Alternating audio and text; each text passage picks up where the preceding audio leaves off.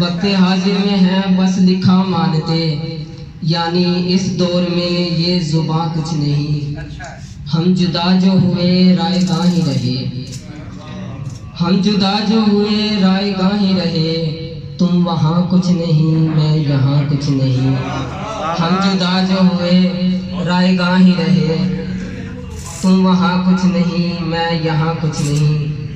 جس کی تعمیر میں میری گزری عمر، جس کی تعمیر میں میری گزری عمر، تم نے کیسے کہا یہ مکان کچھ نہیں۔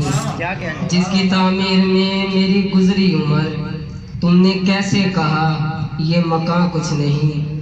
جو خدا کے بلاوے کو سنتے نہیں، جو خدا کے بلاوے کو سنتے نہیں، ان کے نزدیک تو یہ اذاں کچھ نہیں۔